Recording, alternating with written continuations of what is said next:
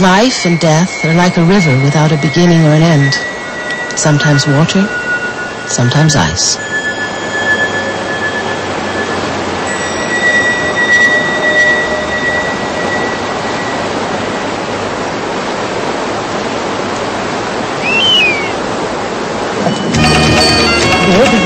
The family sets out to Tsurpu to be present at the enthronement of their son as the new living Buddha. Even Karmapa's little brother is going along. The family had been longing for a second son for so many years, and now, as Karmapa, he's left them. The last-born child is again a son, and a comfort to them.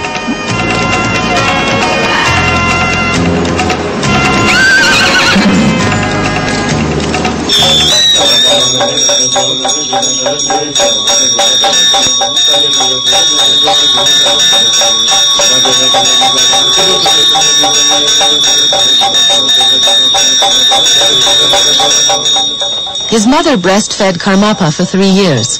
The little boy had what we normally describe as a happy childhood. His 6 older sisters contributed to his well-being.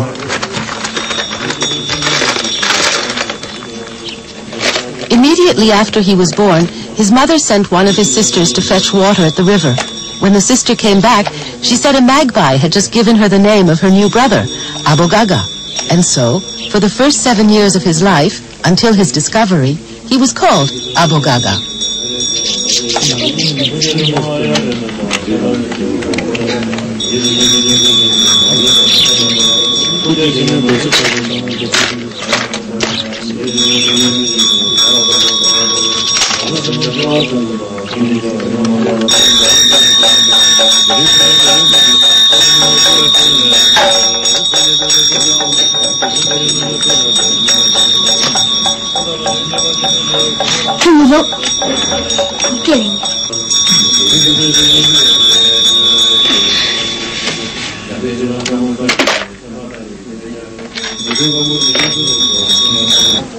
After a journey which lasted 10 days, first on horseback and then by jeep, the family arrives in Tsurpu, only a few days before the enthronement.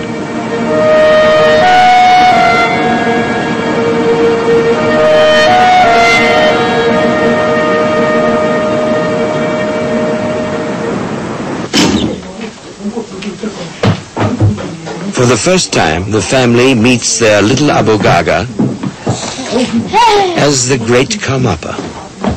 Karmapa is now as much an object of reverence for them as for everyone else. They cope with the situation neither with pride nor with sadness, but with respect and humility. More than once, Abogaga's father had offered him an education, a Tibetan euphemism for a spanking. Now, of course, he regrets it.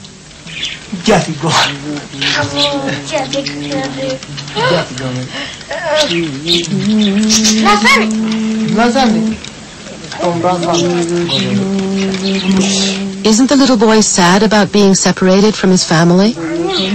He seems to feel completely comfortable being Karmapa and being the boss here. He already had his 7 years of untrammeled and happy childhood with his family, and he doesn't seem to miss them.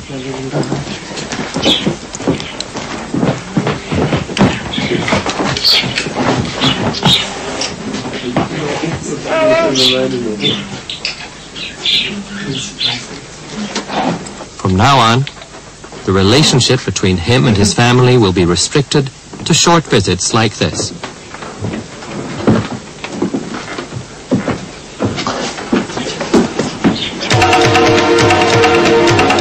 For the last 48 hours, the throngs of pilgrims have been pouring into Tsurpu.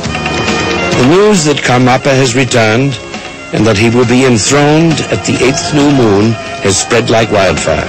For Tibetans, the new moon is always a good time to begin something. It is then that the male and female energies are in harmony. Most of the trucks come from enormous distances, sometimes more than 1,000 miles.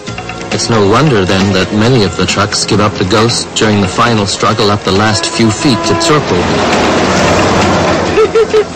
The day before the enthronement, huge quantities of gifts arrive, which other monasteries and sects have sent to the new Karmapa.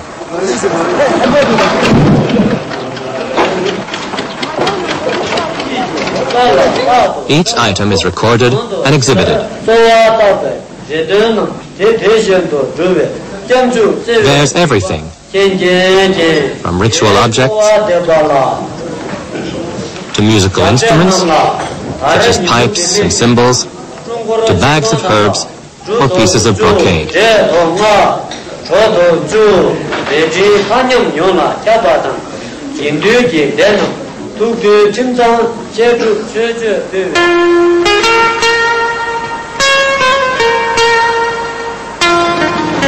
It's dawn on the day when the Buddha will once again ascend his throne. It is the 27th of September, 1992.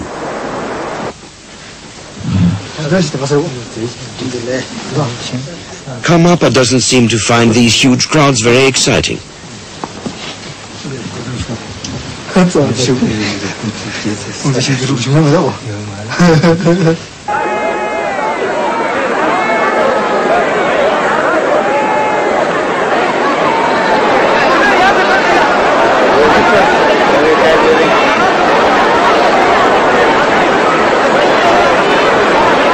There's an estimated 20,000 pilgrims, plus an official from Beijing.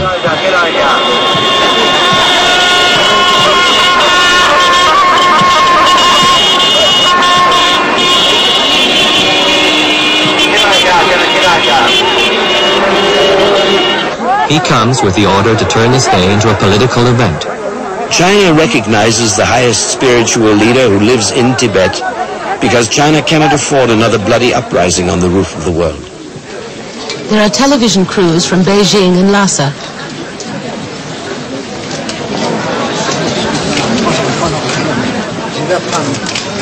The official presents Urgyen Tenle Dorje with the Red Book of the Central Committee, with the state seal of his recognition as the 17th Karmapa, the living Buddha.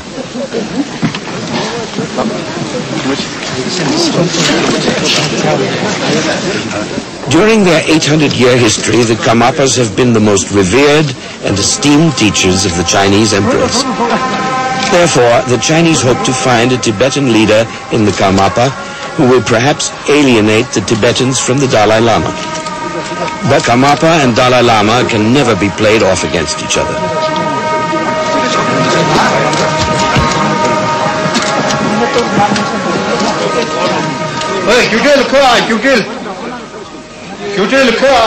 Despite this, the official from Beijing insists that the Karmapa may not be given a seat higher than his own.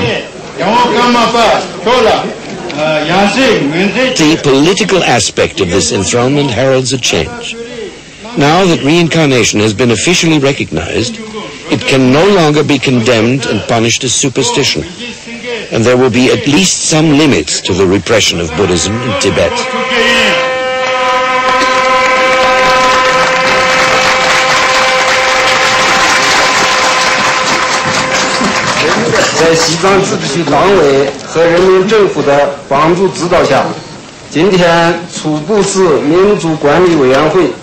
With our recognition, we show that our government respects the religious freedom of minorities, especially of Tibet.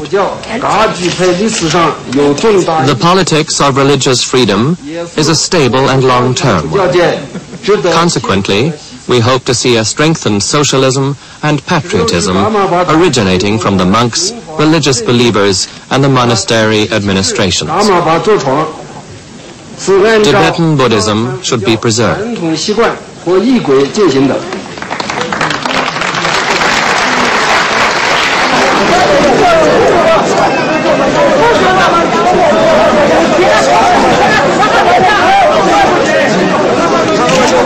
The political part of the ceremony has taken about half an hour and doesn't seem to have impressed the Tibetans.